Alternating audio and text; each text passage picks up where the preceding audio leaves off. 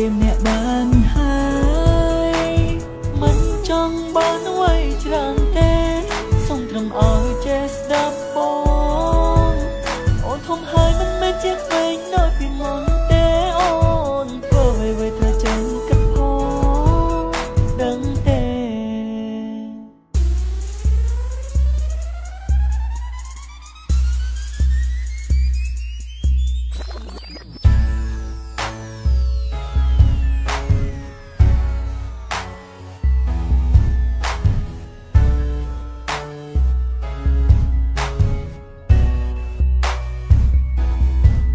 ក្មេងតូចពូកែងោក្មេងតូចពូកែខ្លាំងតែបងដឹងព្រោះអូនស្រឡាញ់ប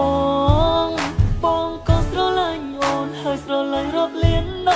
ងឬនៅតែមិនយល់ពីបងទៀតតើមែនទេតែងតែដាស់តឿនអូនមុននឹងធ្វើអ្វីត្រូវតែឆ្លងកាត់បងសិនណាជីវិ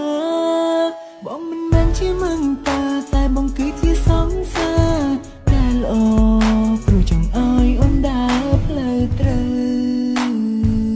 សន្យាបានទេថានឹងនៅក្បែរបងរហូតកុំទៅណាឆ្ងាយពីបងតើអូនដឹងទេឈាំចូលកេងណាក្មេងតូចគេបារម្ភគេខ្វល់ខ្វាយកុំលែងឆាតជាមួយញ៉ាំផ្សេងឲ្យគេដឹងឡើយត្រឹមតែគេម្នាក់បានហើយមិនចង់បានអ្វីច្រើនទេសូមត្រឹមឲ្យចេះស្ដាប់បងអូនធំហើយមិនមែនជាក្មេងដូចពីមុនទេអូ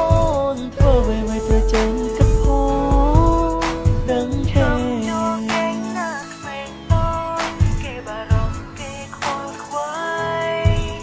កុំលែងឆាតជាមួយញ៉ាំផ្សេងឲ្យគេដឹងឡើយត្រឹមតែគេម្នាក់បានហើយមិនចង់បានអ្វីច្រើនទេសូមត្រឹមឲ្យចេះស្ដាប់បងអូនធំហើយមិនមែនជាក្មេងដូចពីមុន